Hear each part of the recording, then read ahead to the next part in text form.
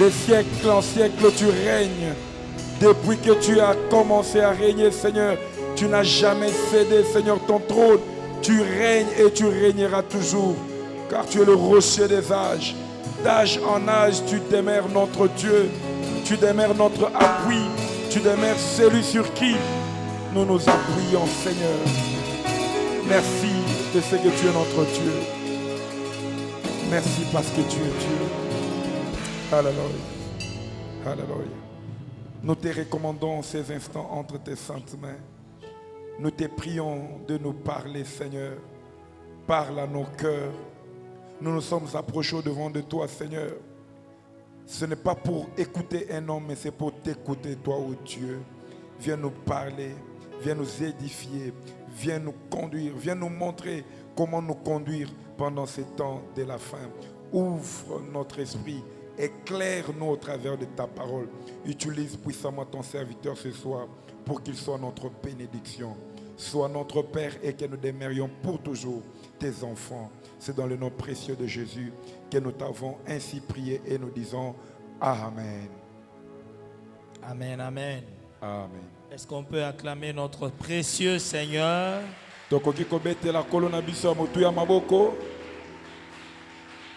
Maranatha, notre Seigneur vient. Maranatha, kolonabiso akoya. Amen. Amen. Que le Seigneur vous bénisse. Saluons-nous encore, s'il vous plaît, les uns les autres. Dans l'assemblée, je crois, nous communions avec Dieu, mais nous communions aussi les uns avec les autres.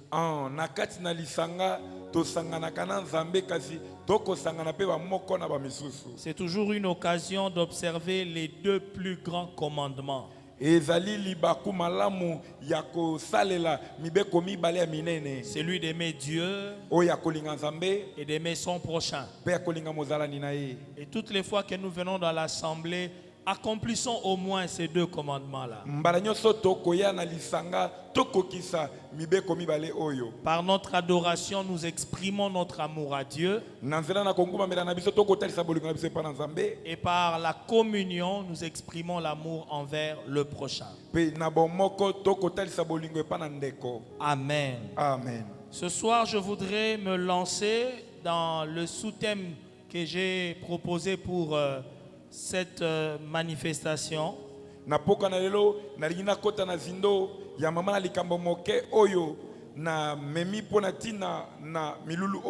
parlons du millénium, un moment glorieux, un temps glorieux qui vient. Et nous avons dit que nous ne pouvons pas parler simplement des choses qui vont se faire dans le futur. C'est important de comprendre ce qui se passe maintenant, parce que c'est l'accomplissement des prophéties d'aujourd'hui qui nous feront entrer dans celles de demain.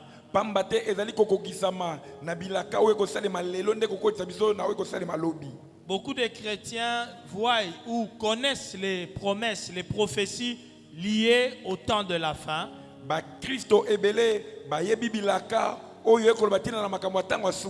il y en a qui ont l'impression que c'est toujours des choses à venir. Et pourtant, il y a des choses qui sont déjà d'actualité. Voilà pourquoi j'ai choisi de parler un peu de l'actualité prophétique. Nous allons donc essayer de voir comment est-ce que la Bible est en train de s'accomplir sous nos yeux.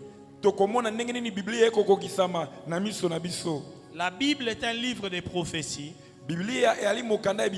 Et dans la Bible, on nous parle clairement du temps de la fin. Et lorsque l'apôtre Pierre parle de la parole prophétique, dans 2 Pierre chapitre 1 au verset 19, je l'ai mentionné hier, L'apôtre Pierre dit, vous faites bien de prêter attention à la parole prophétique, comme à une lampe qui brille dans un lieu obscur. Ce qu'il appelle parole prophétique, c'est cette partie des Saintes Écritures qui traite des prophéties, spécialement des prophéties liées au temps de la fin. Et nous avons vu qu'il est important de prêter attention à cette partie des Écritures. Malheureusement, beaucoup de chrétiens et même certains serviteurs de Dieu, ils n'observent pas ce que l'apôtre Pierre a dit. Ils ne prêtent pas attention aux prophéties bibliques. Mais moi et vous, nous voulons comprendre quels sont les signes que le Seigneur a donnés qui peuvent nous faire comprendre dans quel temps nous vivons.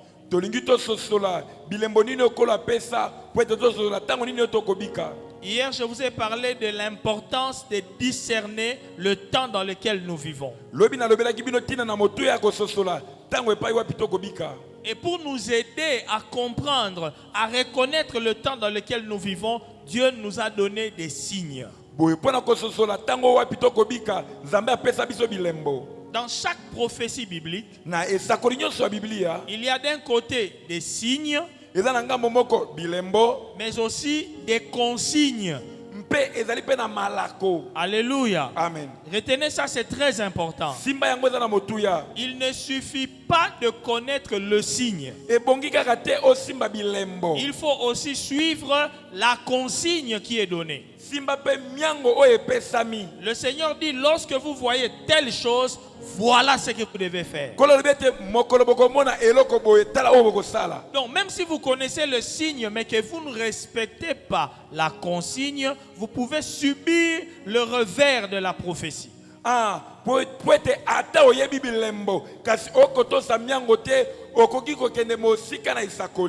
Alléluia. Amen. Vous savez, le Seigneur a dit par exemple aux enfants d'Israël, c'est une des prophéties que nous pouvons connaître. Il a dit, lorsque vous verrez Jérusalem investie par des armées, que ceux qui sont dans la ville fuient la ville, qu'ils aillent dans les montagnes, que ceux qui sont dans les champs ne rentrent pas dans la ville. Il faut fuir Jérusalem parce que ça sera un temps de colère ou de jugement. Le Seigneur a donné cette prophétie environ vers l'an 33. Et vers l'an 70, cette prophétie s'est accomplie en Israël, à Jérusalem. Il y a un général romain qui est venu, il s'appelle Titus. Il a encerclé la ville de Jérusalem parce qu'il y avait une révolte des Juifs. Alors il les a mis pratiquement en embargo. Il a fait le siège de la ville, comme on dit. Et le Seigneur a dit, lorsque vous verrez cela, fouillez. Vous savez ce que les Juifs ont fait? Ceux qui ne savaient pas quelle était la consigne, ils sont entrés dans le temple et ils ont commencé à prier. Ils ont commencé à demander l'intervention de Dieu. Cette intervention n'est jamais venue. Ce général romain est entré dans la ville, il a rasé la ville, il a détruit le temple avec les gens qui priaient à l'intérieur.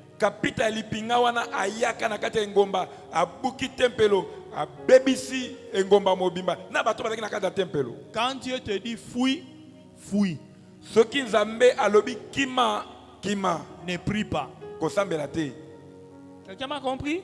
Amen. Même par rapport à l'impudicité, la Bible dit fouillez l'impudicité. La Bible n'a jamais dit prie. Donc il y a des consignes que Dieu donne. Et il faut les observer. Alors ce soir, je voudrais qu'on aborde un peu quelques signes qui sont déjà accomplis ou qui s'accomplissent déjà actuellement.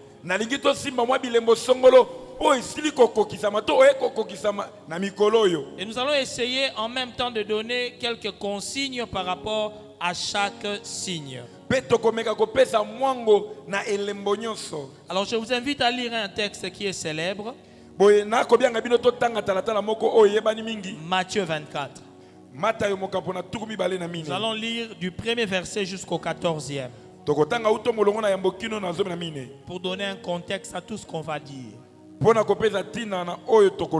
Matthieu 24, je commence au premier verset. Nous allons honorer la parole de Dieu si vous le voulez bien. Et je vais lire uniquement en français pour raison de temps. Comme Jésus s'en allait au sortir du temple, ses disciples s'approchaient de lui pour lui en faire remarquer les constructions. Mais il leur dit, voyez-vous tout cela, je vous le dis en vérité, il ne restera pas ici pierre sur pierre qui ne soit renversé. Il s'assit sur la montagne des Oliviers et les disciples vinrent en particulier lui faire cette question. Dis-nous, quand cela arrivera-t-il? Quel sera le signe de ton avènement et de la fin du monde? Jésus leur répondit, prenez garde que personne ne vous séduise, car plusieurs viendront sous mon nom, disant, c'est moi qui suis le Christ, et ils séduiront beaucoup de gens. Vous entendrez parler de guerre et de bruit de guerre. Gardez-vous d'être troublés, car il faut que ces choses arrivent.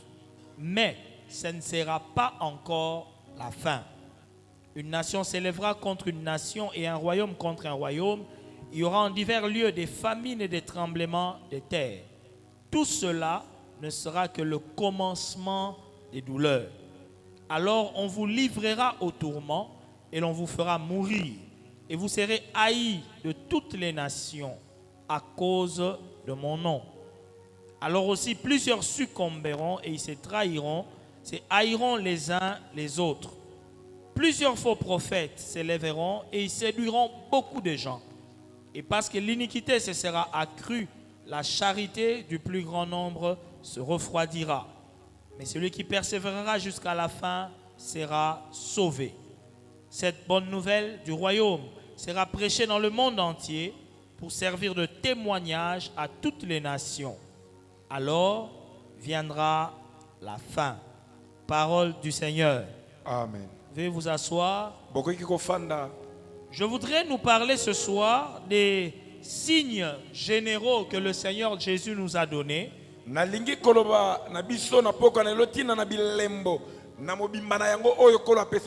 Les signes que nous tirons de ce texte de Matthieu 24.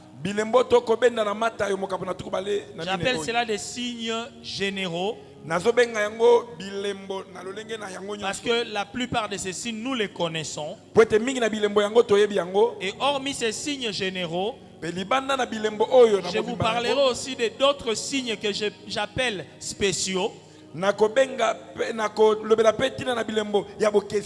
Parce qu'il y a des signes particuliers qui concernent vraiment l'actualité. Mais nous allons commencer par les 7 signes que le Seigneur nous a donnés ici dans Matthieu 24. Les signes généraux donc. J'en ai repéré à peu près 7. Je ne sais pas si vous allez vraiment voir là à l'écran. Ça peut aider. Est-ce qu'il y a... Tout le monde voit, même au fond? Okay. C'est très bien. Ça nous aidera à avancer un peu vite. Monter. Les 7 signes que le Seigneur nous donne dans ce texte de Matthieu 24 sont là au tableau. Premièrement, le Seigneur parle de l'apparition des faux Christ et des faux prophètes. Le deuxième signe, il parle de guerre et de bruit de guerre. Troisièmement, il fait allusion aux famines. Le quatrième signe concerne les tremblements de terre et les catastrophes naturelles. Cinquièmement, il est question des pestes, c'est-à-dire des maladies contagieuses, des maladies graves.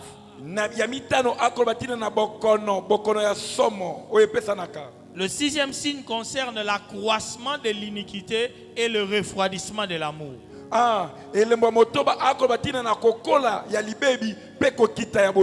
Et enfin, il parle de la proclamation de la bonne nouvelle à toutes les nations. Alors, on va essayer de voir chacun de ces signes et de les actualiser, de voir comment ces choses s'accomplissent en notre temps. Premièrement, l'apparition des faux Christ et des faux prophètes. J'ai commencé déjà hier à vous en parler. Le ministère prophétique est un ministère qui sera en vogue au temps de la fin et c'est déjà le cas. Le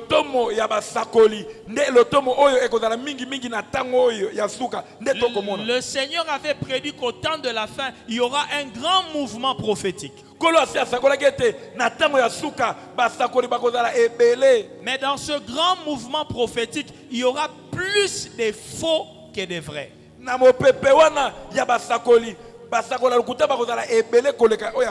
Le Seigneur est clair, il dit: plusieurs viendront sous mon nom.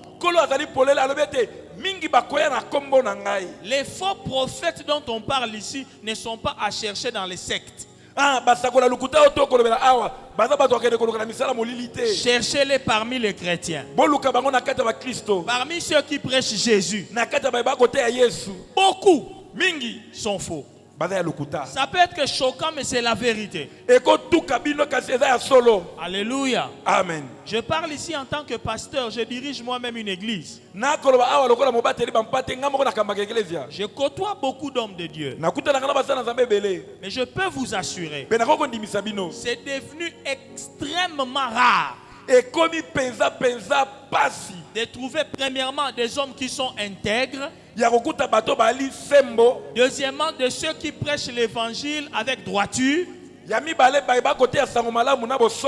ceux qui cherchent réellement à amener les gens au ciel. C'est devenu très rare. Les choses de Dieu aujourd'hui, c'est devenu un business.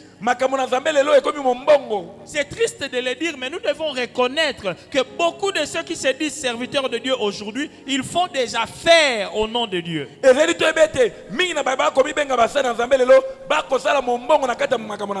Beaucoup de manipulations. Un homme de Dieu qui te dit: mon frère, on va faire un COP. Moi, je vais venir dans ton église. Je vais faire un appel de fonds. Mais quand l'argent là va sortir, toi tu vas avoir 40%. Moi j'aurai 60% parce que c'est moi qui ai fait l'appel. Et puis vous discutez.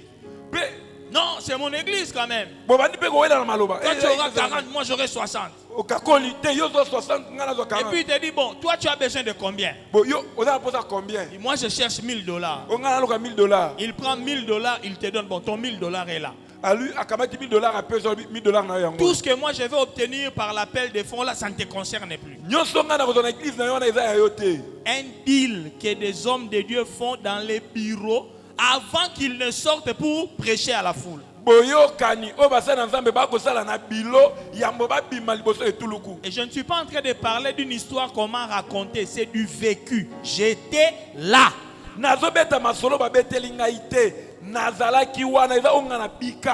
y a des choses choquantes, mes frères. Voilà pourquoi le Seigneur dit: prenez garde.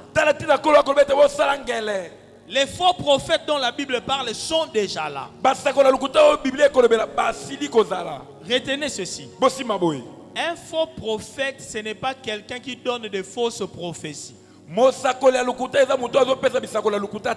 Non.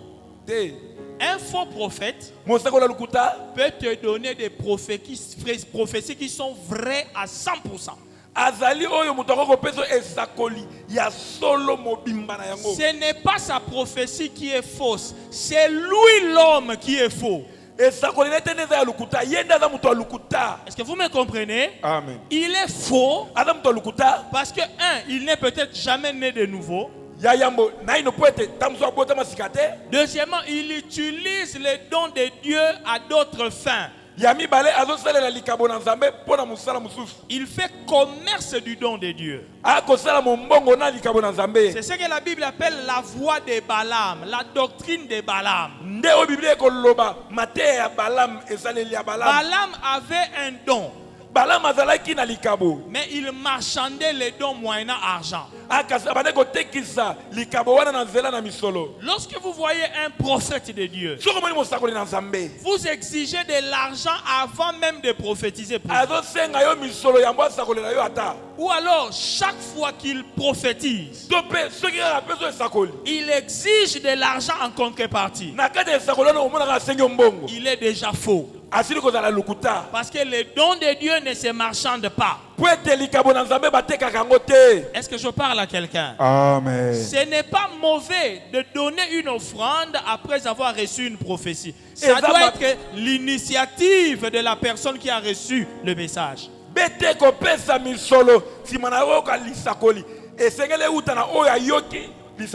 Mais si c'est le prophète qui exige l'argent, il y a déjà un souci. Alléluia. Amen. Faites attention, peuple de Dieu. Le Seigneur a dit, c'est la consigne, que personne ne vous séduise. Il a dit, voici, je vous l'ai annoncé d'avance. Les faux prophètes viendront à vous en peau de brebis. C'est un peu comme l'image là. Mais au-dedans, c'est un loup. Un loup, mais en peau d'agneau. Donc il vient au nom de Jésus. Mais l'objectif, c'est de dévorer les brebis de Jésus. Ils vont vous exploiter. Alléluia. Amen. Moi, je connais des prophètes. Avant qu'ils ne viennent faire une veillée chez vous, il met les tarifs. Je viens avec une équipe de 3 personnes. Chacun doit avoir $20. Moi-même, le prophète, je dois avoir 50. Il faut préparer un bon petit déjeuner. Parce qu'on va vibrer la nuit là, donc on va prier. Dans le total, pour qu'on vienne faire la veillée, c'est $100. Et vous payez en avance. Et c'est bizarre. Les chrétiens, les gens aiment ça. Mais quand les frères viennent gratuitement et puis viennent pour prier, ils ne font pas confiance à la prière. Ils aiment les gens qui commencent d'abord par transpirer et par s'agiter. J'en ai vu un en train de ramasser toutes les malédictions d'une maison. Et il met dans une bouteille. Donc il se balade tout autour de la maison avec des regards prophétiques. Il gesticule. Et puis il dit, je prends toutes les malédictions. Je mets dans la bouteille. Je mets dans la bouteille. Et il s'est baladé avec une bouteille. Et il mettait. Il va derrière la maison. Je prends les malédictions. Je mets dans la bouteille. Et puis il vient devant une colonne de la maison. Il prend la bouteille. Il dit, je brise toutes les malédictions. Il fait exploser la bouteille.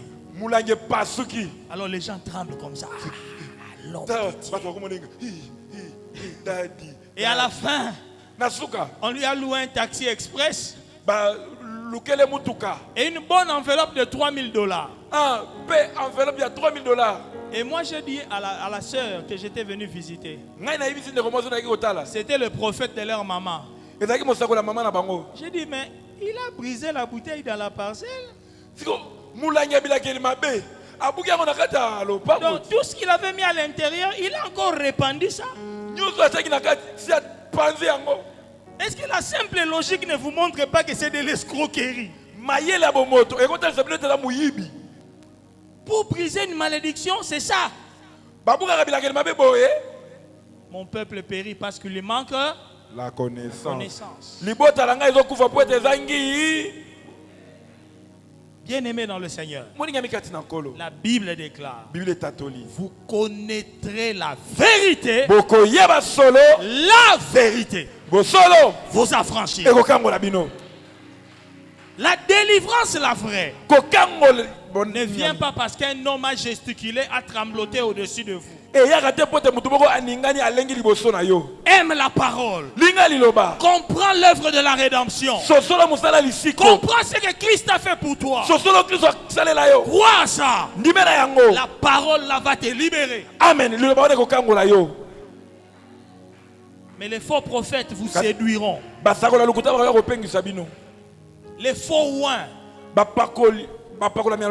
faux ouin peut avoir une vraie onction, mais c'est lui l'homme qui est faux. Dieu ne se répand pas de ses dons. Et en ce temps de la fin, la Bible dit: je répandrai de mon esprit sur toute chair. Pas dans toute âme ni dans tout esprit, sur toute chair. Cela veut dire, même si quelqu'un est un aventurier, s'il va à la montagne, il commence à demander l'onction. L'onction va venir sur la chair. Mais son cœur là ne va pas être régénéré. Il peut déployer la puissance. Il peut démontrer la puissance. Voilà pourquoi le Seigneur a dit: plusieurs me diront en ce jour-là, n'avons-nous pas prophétisé en ton nom? N'avons-nous pas fait des miracles en ton nom? Il dit: je leur dirai ouvertement, éloignez-vous de moi, vous qui commettez l'iniquité. Je ne vous ai jamais connu. Comment quelqu'un que le Seigneur n'a jamais connu a pu faire des miracles au nom de Jésus? C'est la réalité de ce temps de la fin. Chrétiens, ne vous laissez pas abuser. Au temps de la fin, faire des miracles ou prophétiser exactement, ce n'est pas le signe que tu es devant un vrai serviteur de Dieu. C'est la plus grande séduction de ce temps de la fin. Alléluia. Amen. Faites attention. La consigne de Dieu en rapport avec les faux prophètes, les faux Christ, il dit: prenez garde, faites attention.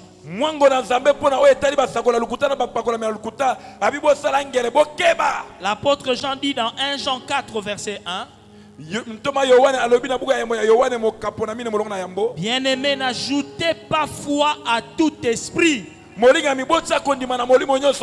N'ajoutez pas foi à tout esprit, mais éprouvez les esprits pour savoir s'ils sont de Dieu. Car plusieurs faux prophètes sont venus dans le monde. Arrête d'être un yes man, un oui en matière de spiritualité. Examine. S'il y a un don que les chrétiens doivent rechercher en ce temps de la fin, c'est le discernement des esprits. Même à l'église, on doit faire attention aux gens là qui prophétisent, qui ont des visions tous les jours, qui viennent toujours avec des messages. Moi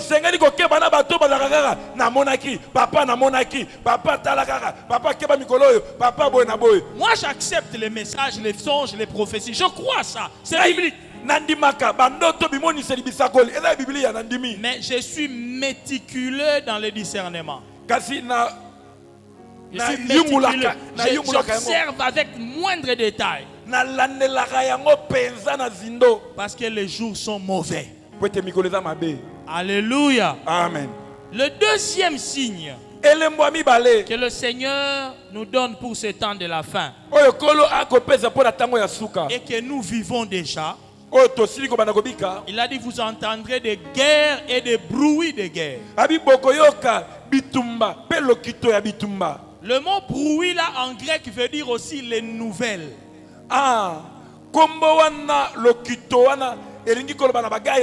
Les informations. Donc même si toi-même tu ne vis pas une guerre, le Seigneur a dit vous aurez des infos, vous aurez des nouvelles qu'il y a des guerres. Et si vous êtes un peu curieux seulement, vous suivez un peu les informations. Chaque jour, il y a au moins une guerre qui se passe quelque part sur notre planète. Déjà que l'humanité a connu la première guerre mondiale et la deuxième guerre mondiale, c'est déjà passé. Depuis la fin de la deuxième guerre mondiale jusqu'au jour d'aujourd'hui, il ne s'est pas passé un seul jour sans qu'il n'y ait guerre sur la terre. Il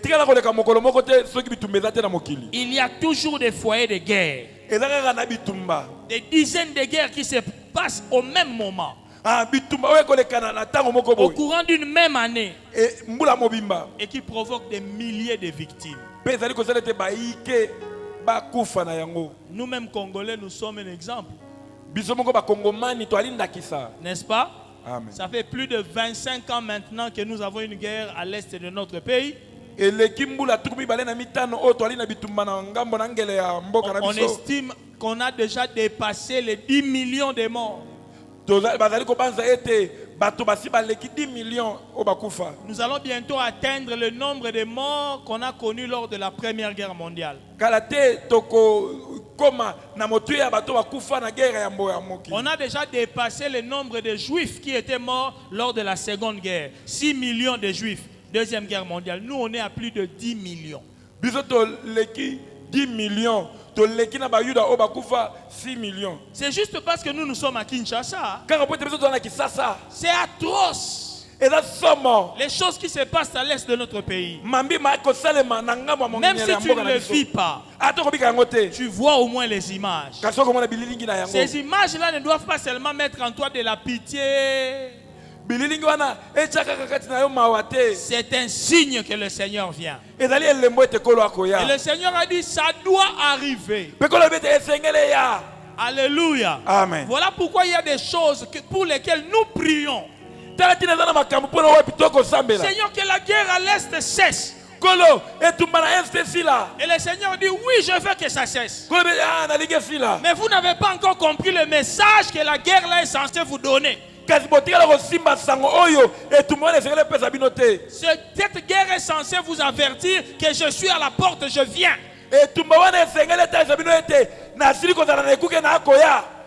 Si vous ne comprenez pas l'avertissement de Dieu, pourquoi il va enlever les signes? Est-ce que quelqu'un m'a compris? Amen. Est-ce que l'église du Congo, les chrétiens du Congo ont compris le langage de Dieu par rapport à cette guerre de l'Est? Boni, ekelezia ya Congo, bandimi ya Congo, basi basosoli etumba ya Est et etumba. Le Seigneur a dit, ça ne sera pas encore la fin. Mais ça sera un signe. Il dit ça sera le commencement des douleurs. Suivez-moi très bien maintenant. Vous savez, le millénium, c'est comme un enfant nouveau qui va naître. Le monde ancien dans lequel nous vivons doit enfanter un monde nouveau. Alléluia. Amen. Mais avant que ce monde nouveau-là ne naisse, ce monde ici doit souffrir les douleurs d'enfantement. Tout ce que le monde est en train de vivre aujourd'hui comme problème, comme guerre, c'est comme les signes que la maman, les contractions de la maman. Quand une maman a des contractions, elle prend des dispositions.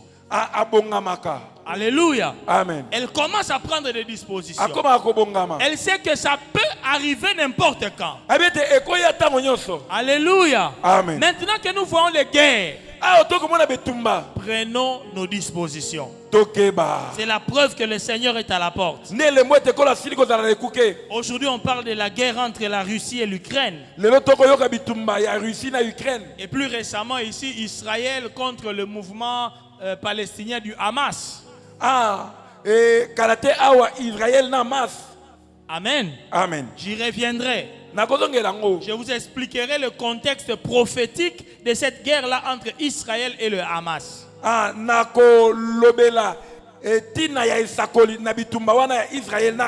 Mais retenez au moins qu'il y a beaucoup de foyers de guerre et de tensions dans le monde.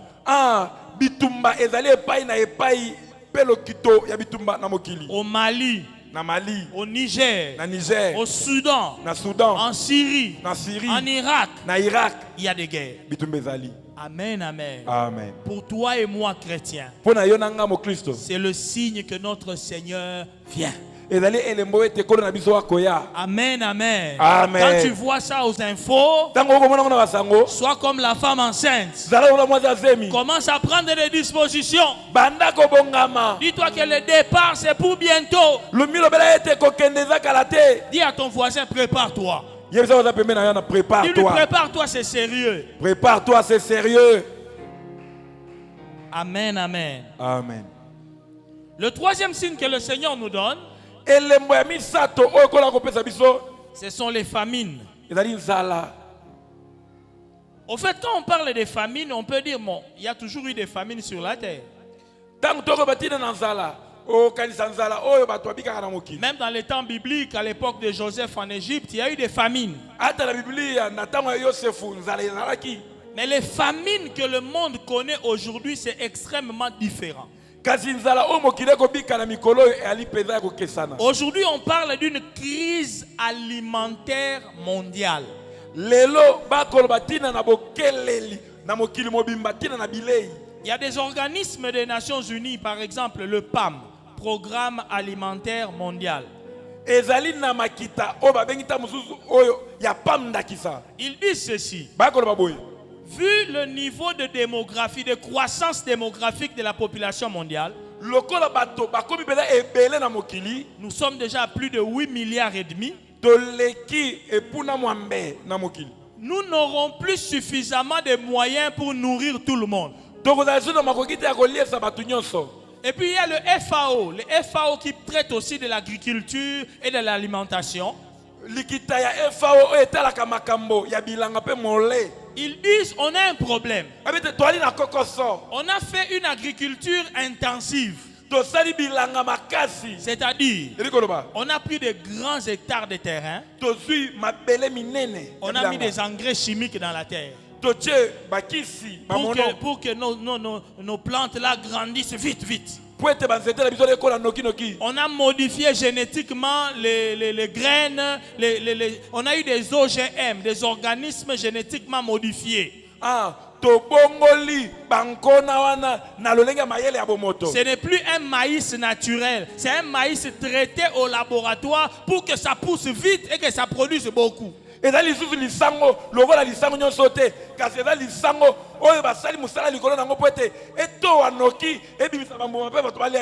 Conséquence, la terre a été empoisonnée par des produits d'engrais et de pesticides.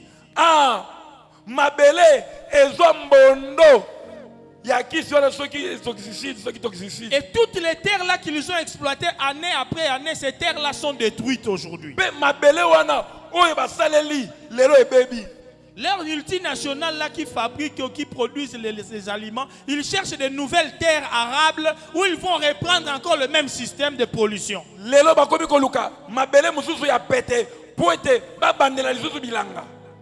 C'est pourquoi ils ont les yeux maintenant ici en Afrique, surtout au Congo ici. Ils veulent venir prendre toutes nos étendues vides là. Quand vous partez sur la route du Bas-Congo, des plaines vides là, les plateaux de Batek. Ils veulent tout prendre pour reprendre ce qu'ils ont fait chez eux en Europe, qui ont pollué la terre. balingi bakamata mabele na biso zomona oyo tango zokende ba Kongo mabele nyonso oyo totonga te wana ata na ngamba okende bandundu wana balingi basala basali kuna na poto oyo bebisi mabele. Même dans le domaine de l'élevage, les animaux que nous mangeons, les volailles, les vaches et consorts que nous mangeons. Vous, nos sœurs ici qui aimez bien préparer toujours cuisse, repas facile, cuisse. Bon, c'est pas pour te décourager, hein. Mais très souvent, nous ne mangeons pas des cuisses de poulet, on mange des cuisses de poussins. Ah, yoka, ele misaote, ebe soli bagute. Cuisse toliaka wana mingi mingi ya soso te, ezaka ya bana soso, ba bébé à soso. Des poussins. Ba bébé à soso. On a injecté des produits. On n'a pas besoin de son corps, on a besoin seulement des cuisses. Alors on injecte des produits. Et les cuisses se développent vite, mais la partie supérieure, c'est un poussin. À 2 semaines, on coupe, on jette les parties du corps, on prend les cuisses, carton, emballage, Afrique. Quand tu manges ça, tu manges et les produits chimiques là qui sont du poison. Conséquence, myome, fibrome, cancer, nous tombons malades. Et eux-mêmes les blancs, sachant qu'ils ont détruit leur alimentation, ils ont décidé de revenir à une alimentation bio. Eux-mêmes les blancs commencent à cultiver les plantes dans des petits jardins pour manger bio, c'est-à-dire des produits qui ont grandi naturellement. Mais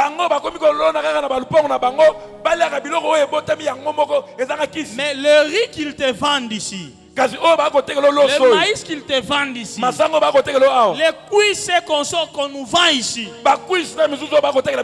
génétiquement modifiés.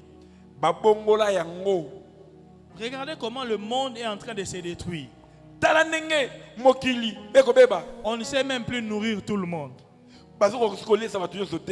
Alléluia. Amen.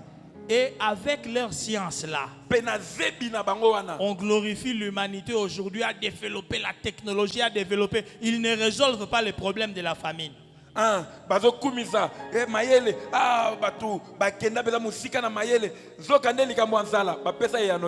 savez, la science de ce monde est venue d'un arbre qu'on a appelé l'arbre de la connaissance du bien et du mal. C'est une connaissance qui a un bon côté et aussi un mauvais côté. Mais la science de notre civilisation qui vient, la science de Dieu que nous allons utiliser pendant les milléniums, Dieu va tout faire pour que les païens, les pécheurs là soient là, pour qu'ils voient comment lui, avec sa science, il peut mieux gérer la terre.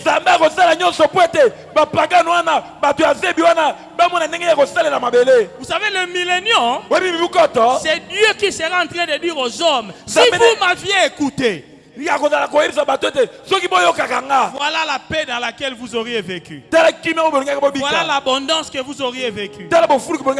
Mais vous avez refusé de me suivre. Vous avez préféré suivre la science de Satan. Bien aimé, les hommes n'arriveront jamais à régler le problème de la famine. Même à l'étranger. Parce qu'il y a des gens qui croient que non, la famine c'est seulement au Congo. Bien aimé, je n'ai pas encore circulé dans le monde, mais j'étais choqué. En 2019, j'étais à Cape Town en Afrique du Sud. On entre dans un resto avec un cousin, on mange. Il y a des restes.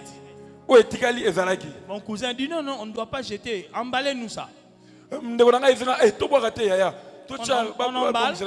Et puis je lui dis, mais on va faire quoi avec? Il dit, non, il y a des gens qui en ont besoin ici. J'ai dit, ah mon cher, chez vous ici, je vois les gens, tout le monde est bien. Il dit, non. Il dit, viens, accompagne-moi. On arrive quelque part, un grand carrefour. Nous entrons dans une pharmacie. Mais avant d'entrer dans la pharmacie, comme ici à Kinshasa, un monsieur là qui est en train de nous aider à garer. Donc, il vous indique où mettre le véhicule. Il nous a aidé. On a parqué. Nous entrons dans la pharmacie. Quand nous sortons, mon frère prend les restes là de notre repas. Il donne à ce monsieur qui était un blanc. Il lui donne. Le monsieur prend, il l'ouvre un peu comme ça. Il court. Il va vers une femme qui était à côté là-bas. Il lui montre ça à la femme. Et lui et cette femme reviennent vers nous. Thank you, sir. Thank you, sir. God bless you. En Afrique du Sud, hein? Et toi, tu penses que c'est seulement au Congo, hein? Bien aimé, la souffrance, c'est partout. Il y a des pauvres partout. Même en Europe, il y a des gens qui dorment dehors. Des pauvres qui mendient, qui manquent de la nourriture. Il y en a partout. Et le taux ne fait qu'augmenter. Maintenant, ça va te choquer ce que je vais te dire. 15% de la population qui vit dans la ville de Londres, à Londres, ils dépendent de la charité des autres pour manger.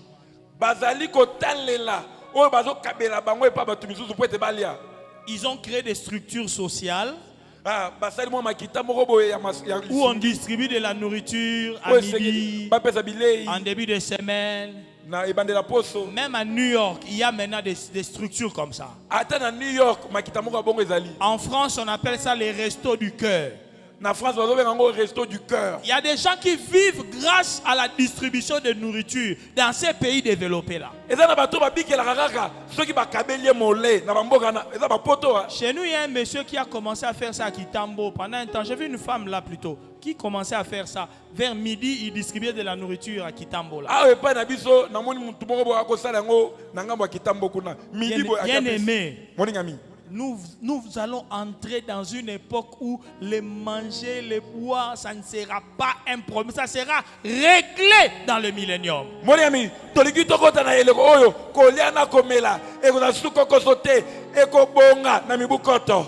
Nous n'aurons plus faim.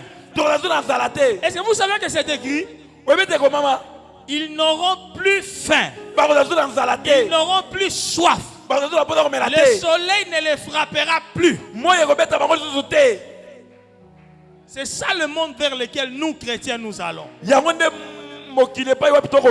Tu n'auras plus besoin de suer pour manger. Savez-vous que c'est une malédiction de manger à la sueur de son front? C'est la malédiction que Dieu a prononcée sur l'homme. Quand l'homme a péché, Dieu lui a dit tu mangeras à la sueur. Or aujourd'hui l'humanité justement vit sur cette malédiction là. Mais dans les milléniums, cette malédiction sera ôtée. Il y aura de la nourriture en abondance pour tout le monde. Plus de famine. Alléluia. Amen. Dis à ton voisin, ne rate pas les milléniums. Ne rate pas les milléniums. Surtout les grands mangeurs des foufous. Bon, je pense qu'il y aura aussi les foufous. Est-ce que le Seigneur a dit qu'il n'y aura pas de foufous? Les milléniums, on est sur la terre. Alléluia. Amen. Donc si tu es foufouvore, tu vas manger ton foufou. Boule nationale. Boule folle. Maintenant, un foufou made in Lola. Made in science de Dieu. Foufou, on est en moi, c'est ben moussous. sanctifié, oint. Et par quoi ngolu nyon sur la carte. Oh, il y a un temps merveilleux qui arrive. Le monde aujourd'hui est en train de souffrir même pour l'eau seulement. Parce que quand on parle de famine là-bas, il y a aussi le problème de l'eau. Comment vous allez faire l'agriculture, produire des aliments sans l'eau? Il y a des pays qui n'ont pas l'eau. Le Tchad est en train de négocier pour qu'on puisse prendre un peu d'eau du fleuve Congo, qu'on irrigue pour que ça arrive chez eux. Tchad, ils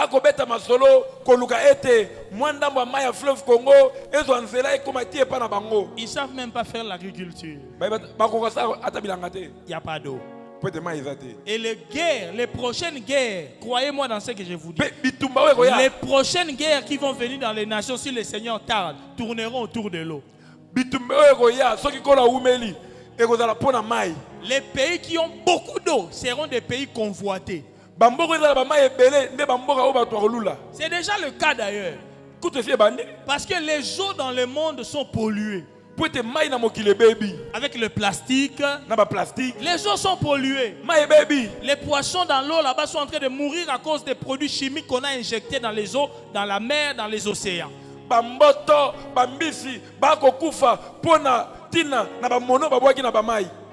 Alléluia. Amen. Mais il y a encore de petites sources d'eau qui sont pures, des eaux qui sont douces.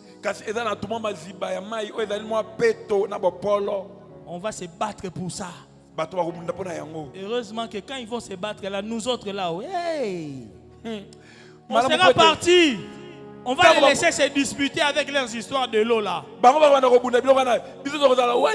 Nous aurons une eau limpide qui coule du trône de Dieu. Alléluia. On ne va pas se battre pour leurs histoires d'eau. Alléluia. Amen. Le quatrième signe que le Seigneur a donné, il a parlé des tremblements de terre et des catastrophes naturelles. Vous savez, le texte de Matthieu 24, vous pouvez comparer ça avec Luc 21, comparer avec Marc 13. C'est le même récit rapporté par 3 écrivains. Mokanda oya mata etukubi bale na mine okoki kokuta yango na kati na Luka tukubi bale na moko na Malako zomi na misato ezali kaka lisolo moko wana babandeli na batu misato. Le Seigneur dit qu'au temps de la fin, la terre va trembler, mais il y aura aussi des catastrophes naturelles. Et quand on dit catastrophes naturelles, on peut voir les tempêtes, les ouragans, les tsunamis, les inondations, les éruptions volcaniques, beaucoup de choses que vous voyez chaque jour aux informations. Et puis ça va toujours à un rythme croissant. J'ai essayé de faire quelques recherches pour vous. Alors les scientifiques disent ceci. Depuis l'an 1914, c'est-à-dire juste au début de la Première Guerre mondiale, on enregistrait 18 tremblements de terre plutôt violents chaque année à travers le monde. Tremblement yamakasi et 18 depuis 1914. 1914. Et il dit ceci. Depuis l'an 2000, ce nombre-là a presque triplé. C'est presque 50 tremblements de terre à travers le monde chaque année.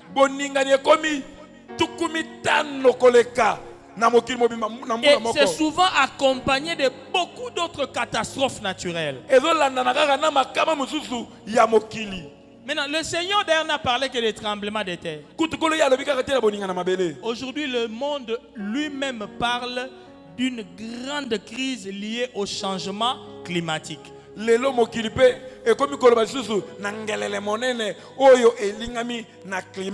climat sur la planète s'est déréglé, c'est devenu fou. Et vous-même, vous êtes conscient que les chaleurs que nous connaissons, par exemple, aujourd'hui, ce n'est pas comme les chaleurs d'hier.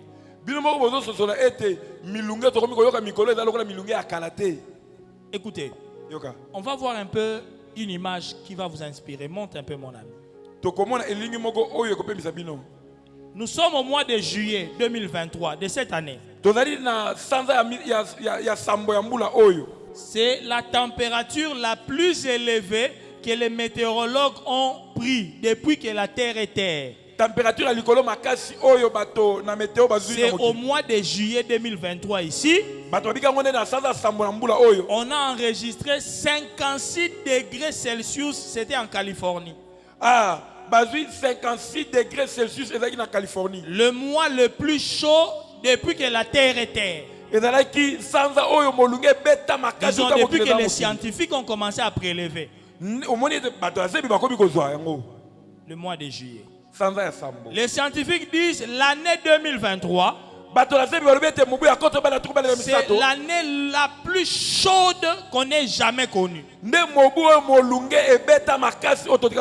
Allez vous-même googler, tapez sur Google, voyez si ce que je vous dis est faux. Est-ce que vous pensez que c'est en vain qu'en 2023 seulement que ce soit l'année la plus chaude? Quelle est la conséquence maintenant? Quand la température monte comme ça, ça crée des dégâts. Première conséquence, il y a des incendies qui se déclenchent dans certains pays. Des feux de forêt. Personne n'a allumé.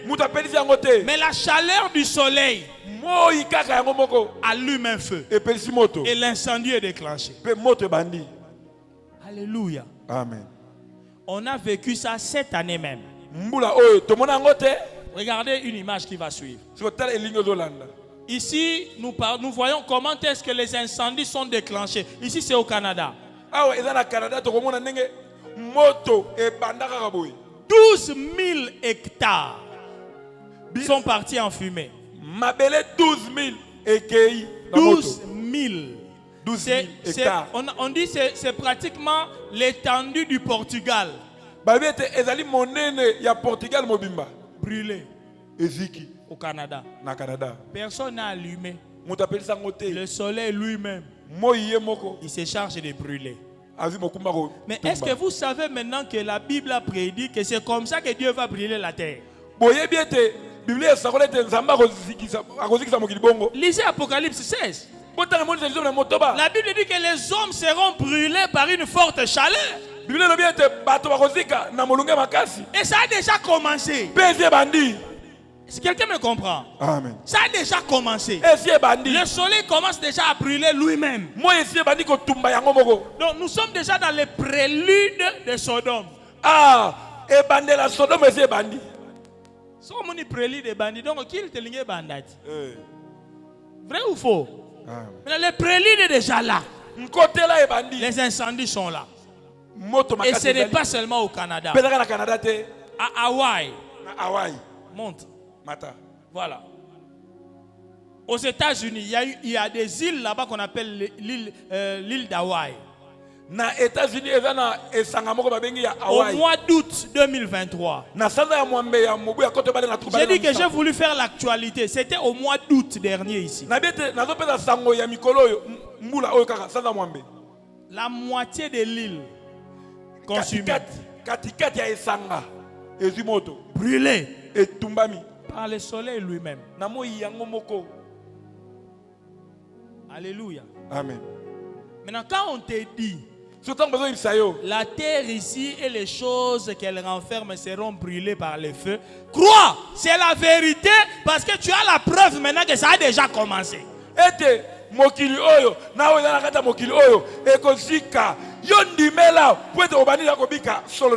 avant que ça ne puisse embraser toute la terre, nous autres là-haut, nous serons partis. Nous allons échapper. Alléluia. Prenez ça au sérieux. Il y a eu aussi des feux de forêt, même dans le bassin méditerranéen, c'est-à-dire vers l'Europe méditerranéenne. Dans beaucoup de pays d'Europe, il y a eu des feux de forêt au courant de cette année même. Alors, comme la chaleur monte, d'un côté ça brûle, mais dans les pays où il y a beaucoup de glace, les glaciers fondent et ça devient de l'eau. Le niveau de la mer monte. Conséquence, inondation. C'est ce que nous vivons. La photo que vous allez voir ici, nous sommes en Chine, à Shanghai, août 2023. On est en pleine ville. Vous voyez les buildings, hein? Dans les boulevards, les gens sont en train de pagayer. Dans les histoires que vous vivez chez vous ici en ville, hein, ce n'est pas seulement ici au Congo, même dans les pays développés là-bas.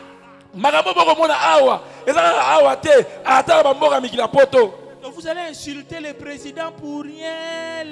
Vous insultez pour rien. C'est la terre qui est en train de mourir. Ce sont les jugements de Dieu qui ont déjà commencé à nous donner des signes. Dieu est déjà en train de nous dire, préparez-vous à quitter cette terre. Nous ne sommes pas de ce monde ici. Si tu t'attaches aux choses du monde avec des choses comme ça, je serai malheureux. Parce que les choses auxquelles tu t'attaches, ça peut brûler un matin, ça peut être inondé un soir et tu ne sauras rien garder. Garde ton trésor au ciel. Investis-toi au ciel. La terre ici, foutue. Jusqu'à ce que le Seigneur reviendra. Il n'y a que le prince de paix qui amènera la paix sur la terre. Avant que le prince de paix ne vienne, ça sera le trouble. Même la nature n'obéit plus à rien.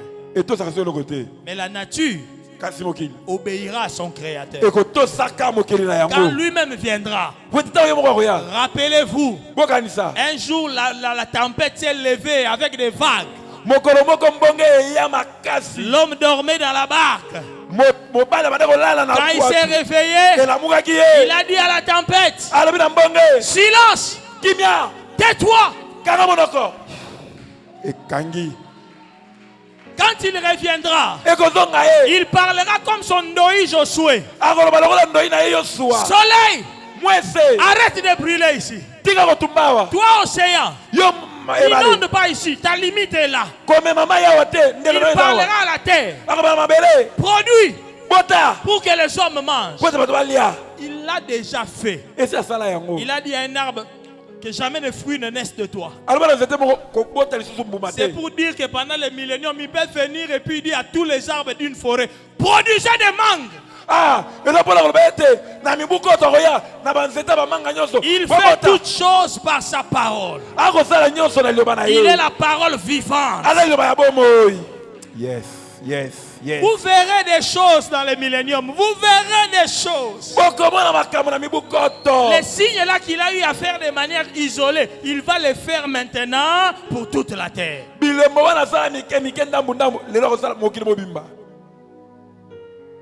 Les hommes n'en peuvent plus.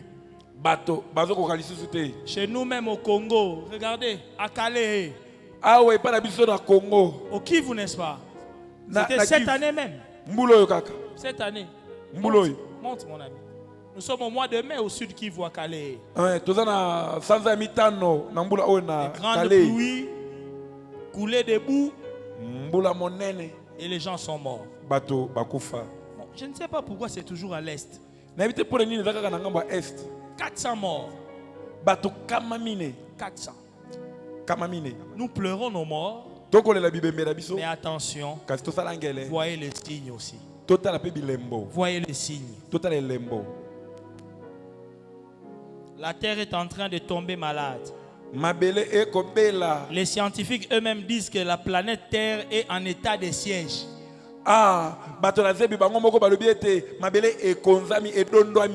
Tout ce qu'ils font là, les COP, maintenant c'est 28 déjà. Hein? COP 28. Oh, COP, dit COP. Ils essayent de voir qu'est-ce qu'on peut faire pour maîtriser la folie que nous voyons sur la terre.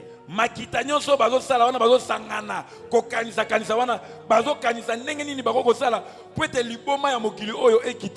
nature ne les obéit plus. Amen, amen. Ils se sont crus les maîtres du monde. Hein?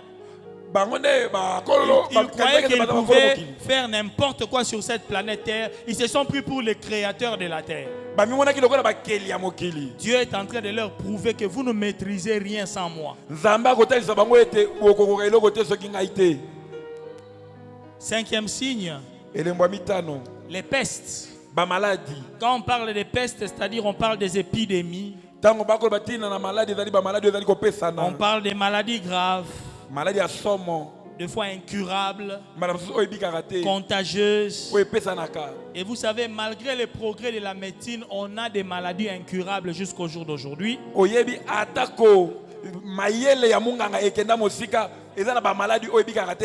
Le cancer tue plus de 5 millions de personnes chaque année à travers le monde. 5 millions. La tuberculose tue 3 millions de personnes chaque année. Le VIH continue à faire sa petite moisson aussi des morts. Et il y a de nouvelles maladies qui ne font qu'apparaître. Il y a quelques temps ici, on a parlé de la grippe aviaire, grippe porcine. La grippe là qui venait des oiseaux. Oh, la grippe qui venait des porcs. Finalement, c'est la grippe qui est venue attaquer les hommes. Et on a donné un nom joli. Covid.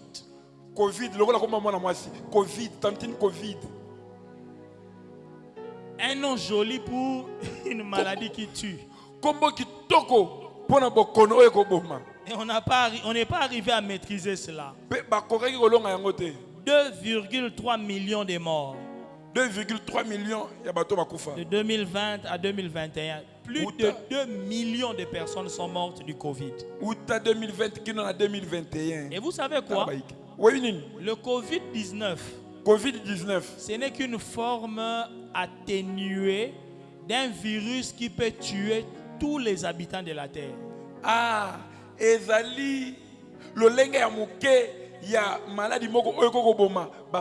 Au moment où je parle avec vous ici, les Blancs sont en train de se préparer pour quelque chose de pire que le Covid, parce que ça va arriver. Ils disent ça va arriver, qu'on le veuille ou pas. Ça peut prendre 5 ans, 10 ans, 15 ans, ça viendra. Parce que les virus ont tendance à muter, à devenir plus virulents. Les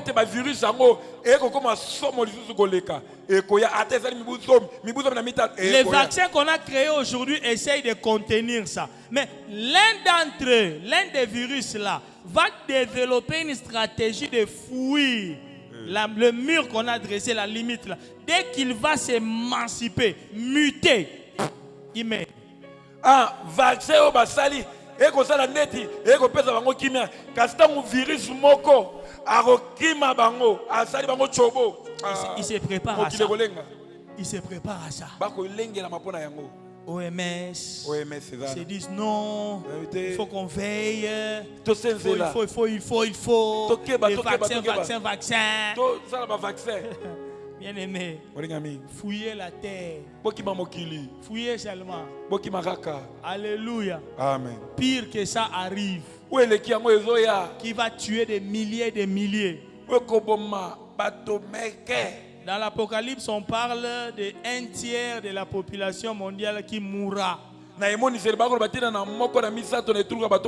moment donné, quand les jugements de Dieu s'abattront, il y aura des morts en catastrophe sur la terre. La parole prophétique dit, les hommes deviendront rares comme l'or fin.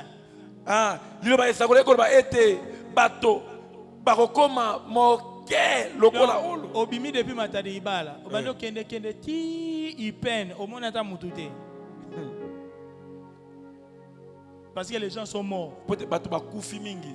Je n'exagère pas. Je pense que papa Antoine est là. Je parle sous réserve de papa Antoine.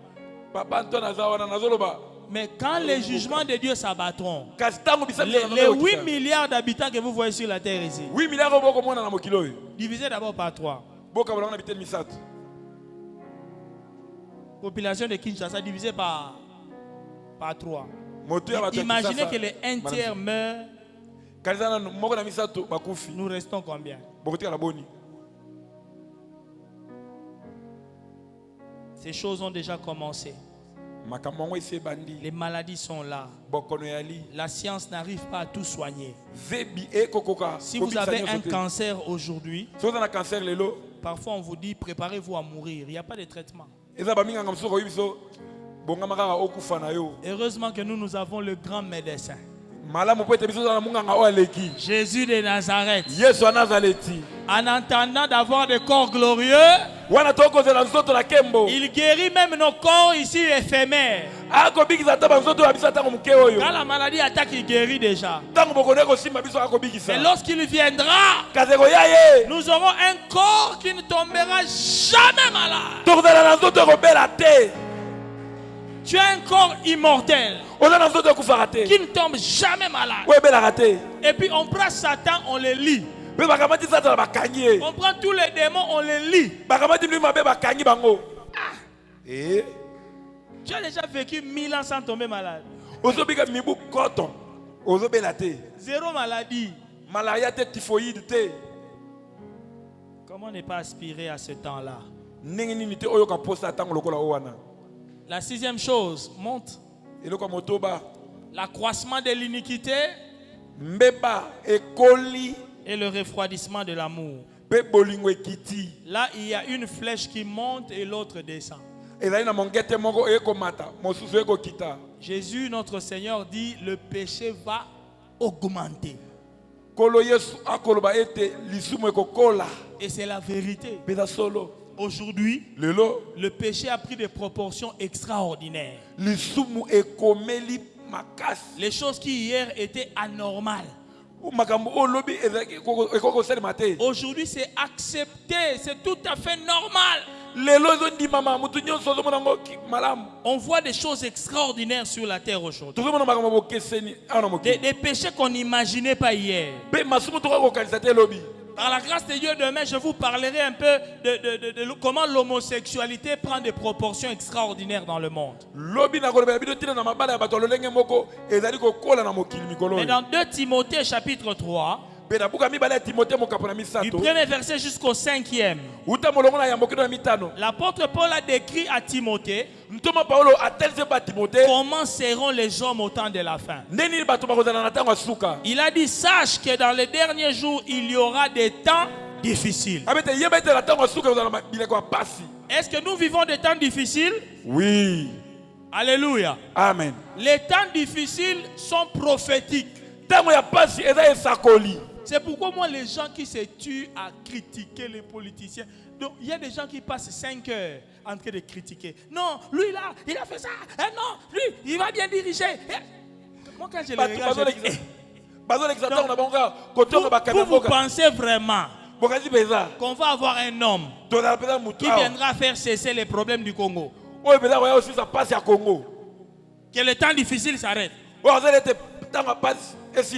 Allez en France. Les gilets jaunes. Des blancs, hein? Ils réclament. Ils ne vivent plus bien. En France. Maintenant, tu crois que les temps difficiles, c'est seulement ici au Congo? C'est sur toute la terre. C'était prophétisé. Ça va arriver et c'est déjà là. Pourquoi les temps seront difficiles? C'est à cause de la manière dont les hommes seront. Paul dit, car les hommes seront égoïstes, amis de l'argent. On prend un joueur de football, on lui paye 140 000 $ par mois. 140 000 $ na sanza. Pourquoi? Parce qu'il joue bien à un ballon. Mais un médecin qui soigne des malades, on ne le payera même pas plus de 5 000. Voilà la folie du monde. Hein? On donne de la valeur à ce qui ne vaut rien. C'est ce que Paul dira plus tard là-bas. Aimant les plaisirs plus que Dieu. Des choses bêtes, mais on paye là-bas grave.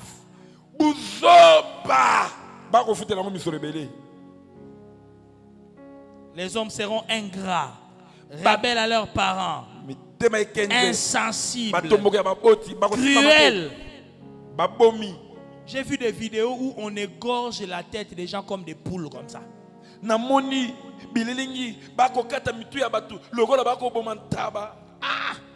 Un être humain.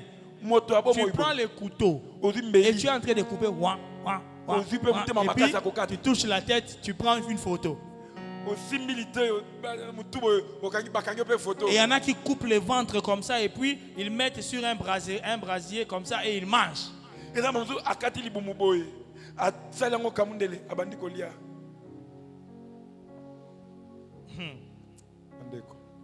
Ennemis des gens de bien. Écoutez, aujourd'hui, quand tu essayes d'être un homme bien, c'est toi qu'on va haïr. Vous savez, moi je travaille, hormis le pastorat, je travaille au ministère de l'EPST.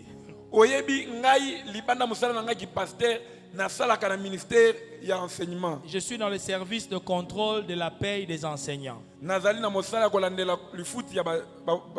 parfois nous allons sur terrain comme des inspecteurs là, essayer de faire le contrôle physique des enseignants et tout.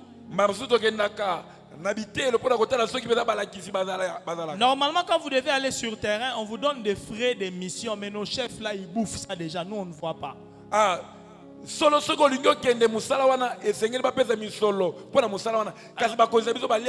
consigne maintenant c'est quoi? On t'a envoyé sur terrain, fais comme un roulage, fais-toi payer là-bas. Mais on ne va pas vous dire ça comme ça, physiquement comme ça. Visiblement comme ça, qu'est-ce qu'ils disent? Les fiches ne sont pas à vendre. Quand vous arrivez sur le terrain, utilisez les fiches gratuitement, ne vendez rien. Mais dans la pratique, quand vous arrivez sur le terrain, tu as dépensé quand même ton argent de transport. Ton stylo et ton papier là de l'État, ça se paye. Alors quand un enseignant vient pour le contrôler, il a un dossier compliqué. Alors il faut dire non, bon, pour je suive un peu ton dossier, donne un 10, donne un 20. Maintenant, moi aussi j'étais parfois chef d'équipe. Et je descends sur le terrain avec une équipe. Et moi je suis parti là-bas en pasteur. J'ai fait le boulot, je ne demande rien. Mais les amis ont failli me manger. Et toi là, ils sont allés dire non, il ne faut pas envoyer les pasteurs. On sort rapide comme ça. On n'a rien avec lui. Et j'ai dit aussi à mon chef, laissez-moi au bureau. Je suis même archiviste. Hein? Et ils font le travail sur le terrain, moi je vais mettre même au propre. C'est compliqué d'être honnête aujourd'hui. Quand tu cherches à être honnête, ce sont les gens de votre bureau là. Ils peuvent t'empoisonner, te tuer parce que toi tu ne veux pas être corrompu comme eux.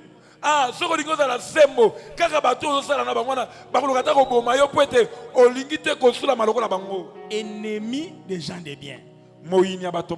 Et c'est ça que nous vivons aujourd'hui. Bref, bien-aimé, l'apôtre Paul a décrit comment les hommes seront au temps de la fin. Et lorsque vous lisez ces textes, vous voyez que c'est vraiment le portrait craché des hommes en ces temps. Ayant l'apparence de la piété, mais régnant ce qui en fait la force. Et l'apôtre Paul a dit à Timothée, éloigne-toi de ces hommes-là. C'est ça la consigne. Plus le péché est en train de monter, éloigne-toi de ces hommes-là qui montent avec le péché. Ne commence pas à dire non, même s'ils font ça, moi je ne suis pas comme eux. Mais tu marches avec eux. Tu restes avec eux. Tu es dans leur écurie. Tu finiras par faire ce qu'ils font. Éloigne-toi. Bien aimé, en ces temps de la fin, il faut avoir très peu d'amis. Très peu. Moi, je suis un homme un peu seul. Hein? Dans le cercle des amis, en tout cas, je ne compte pas beaucoup de gens. Ce n'est pas par méchanceté. Mais c'est parce que j'évite parfois d'être infecté, contaminé, que je sois tenté par certaines choses. Il vaut mieux que je reste avec des gens qui voient les choses un peu comme moi. L'être humain est très influençable. Éloigne-toi. Si ta main droite est pour toi une occasion de chute, fais quoi? Coupe cette main-là. Le péché ne fait que monter. Dans la musique, péché sur péché. Le satanisme est placé comme ça devant nous.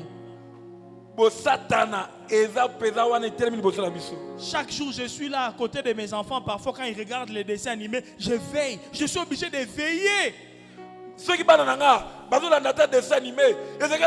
Parce que tous les dessins animés d'aujourd'hui, pouvoir, énergie, appelle ton Pokémon. Donc, c'est toujours la spiritualité dans les dessins animés. De l'occultisme. De la magie. Les enfants ont l'impression que pour résoudre tous les problèmes de la vie, il faut des pouvoirs magiques.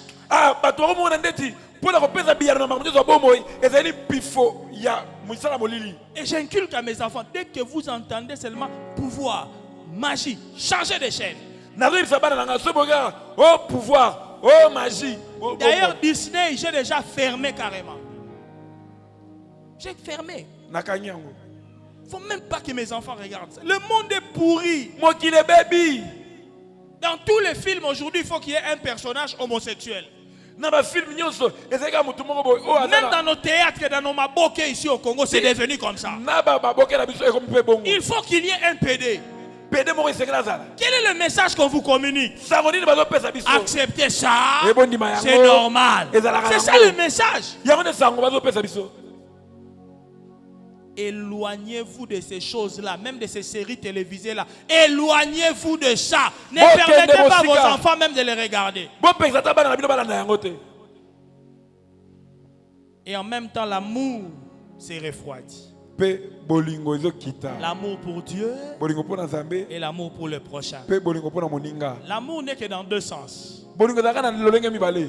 Des frères de l'église, quand il y a match Barça contre Real, on ne vient pas au culte. Hein? On ne vient pas au culte.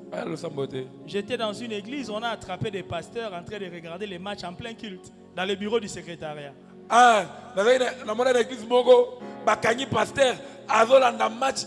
Des pasteurs. Le culte se passe comme ici. On croit que le pasteur est allé se soulager, mais il va dans le bureau du secrétaire.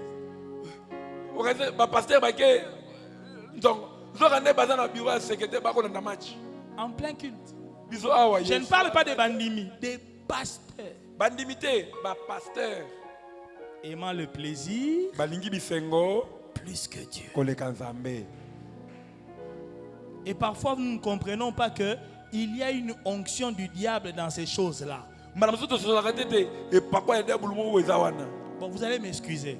Vous êtes libre de croire ou de ne pas croire. Mais je vais seulement te faire réfléchir un peu. Je suis à la fin. Le plus grand joueur aujourd'hui s'appelle Messi. Comment on a Messi? Ndoya Yesu. Messi qui veut dire ouin. Le second s'appelle Cristiano. Christ. Cristiano Christ. Ouin. Hein? Et vous les adorez tous. C'est un hasard. Et les deux plus grands là, ils portent le nom ouin. Ce sont des ouins. Vous pensez que ce sont vraiment eux les meilleurs joueurs de tout le monde?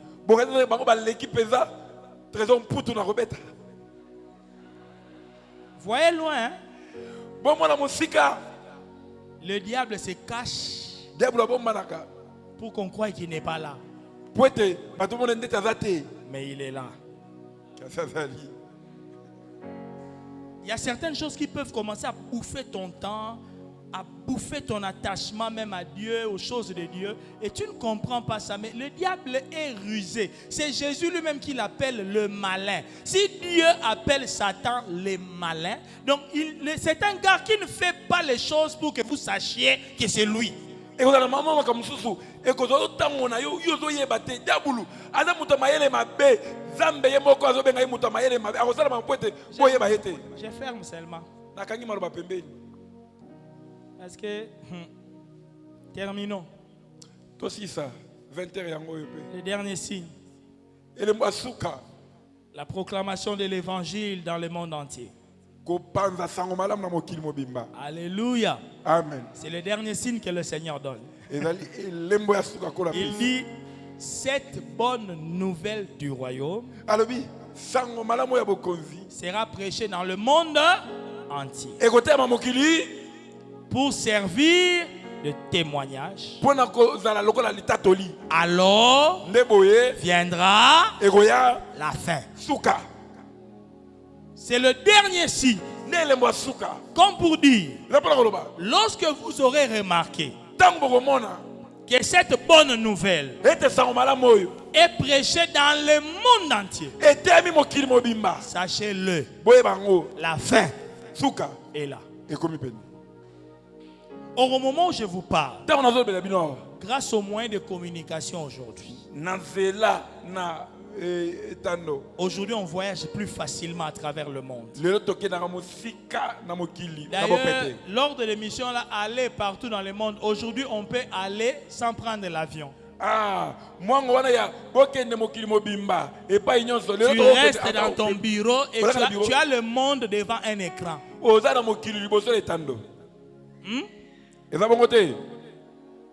Est-ce que vous savez que dans la parole prophétique, c'était prévu qu'au temps de la fin, il y aura des écrans?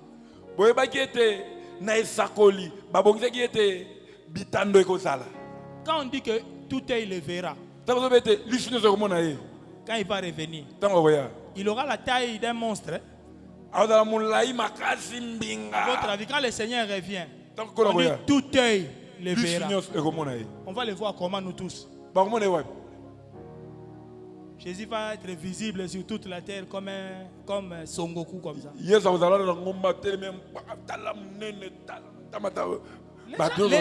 gens le verront par leurs écrans, par leurs téléphones. Le retour de Jésus sera retransmis en direct dans le monde entier. On verra qu'il est venu.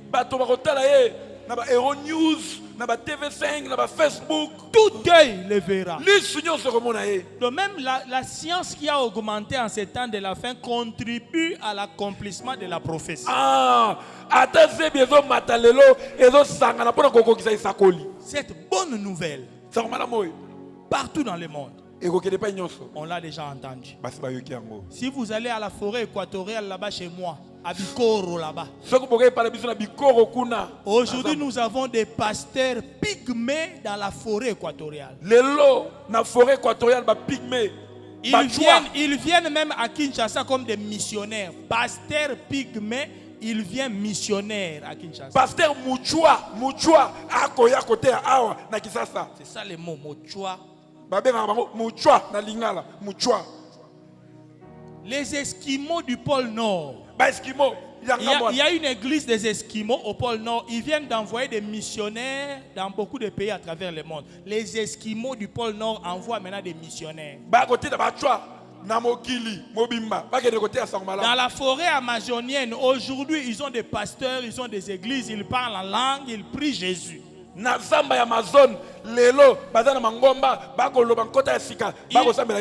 n'y a pas un endroit où on peut dire qu'on n'a pas entendu l'évangile. La partie des Arabes là-bas, dans le monde arabe, où l'évangile ne pouvait pas entrer physiquement comme ça. Parce que si tu vas là-bas physiquement comme prédicateur, on peut te tuer. Aujourd'hui, grâce aux moyens de communication, l'évangile est entré là-bas. Et si vous suivez beaucoup de témoignages aujourd'hui en ligne sur Internet, le Seigneur Jésus est en train d'apparaître à beaucoup de musulmans. Les musulmans sont en train de se convertir comme Paul s'est converti. Jésus lui apparaît et puis il se convertit.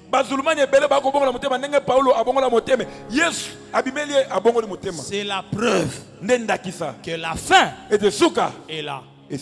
Alléluia. Amen. Il est plus tard que tu ne le crois. Il est plus tard que tu le crois. Peut-être que tu te dis non, les prophéties là ça va s'accomplir. Non, c'est déjà accompli. Tous les 7 signes que Jésus a donnés ici sont déjà accomplis. Alléluia. Amen. Si donc c'est déjà accompli, c'est que le retour du Seigneur est plus qu'imminent. Il peut venir n'importe quand. Est-ce qu'on peut acclamer le Seigneur? Acclamons celui qui vient. Acclame celui qui vient. Jésus-Christ notre Seigneur. Est-ce que tu peux dire Seigneur, j'ai hâte de te rencontrer. Seigneur, j'ai hâte de te rencontrer. Seigneur, j'ai hâte de te rencontrer. Seigneur, j'ai hâte d'aller à ta rencontre. Seigneur, j'ai hâte d'aller à ta rencontre. Aide-moi à me préparer. Aide-moi à me préparer. Est-ce que tu peux élever ta voix tout doucement et commencer à parler librement au Seigneur? Parle-lui. Seigneur, j'ai hâte. J'ai hâte de te rencontrer. Aide-moi à me préparer. Aide-moi à avoir les yeux fixés sur les signes. Mais donne-moi aussi le cœur d'obéir aux consignes. Détache mon cœur des plaisirs de ce monde. Épargne-moi des faux prophètes et des faux Christ. Aide-moi à m'éloigner de tous ceux qui vivent dans l'iniquité. À préserver mon amour pour toi et pour les autres. Aide-moi, Seigneur. Aide-moi. Aide-moi, Seigneur. Que mon cœur ne s'attache pas à cette terre qui va brûler. Que je ne m'attache pas aux choses de ce monde qui vont périr. Mais que mon cœur s'attache à toi. Sois ma richesse. Sois mon trésor. Selon que tu as dit, là où est ton trésor, là aussi sera ton cœur. Que mon cœur s'attache à toi. Que mes pensées se tournent vers toi. Aide-moi à lever les yeux et à te voir toi. Et à ne pas fixer mes yeux vers les choses éphémères. Je te le demande, Seigneur. Au nom de Jésus.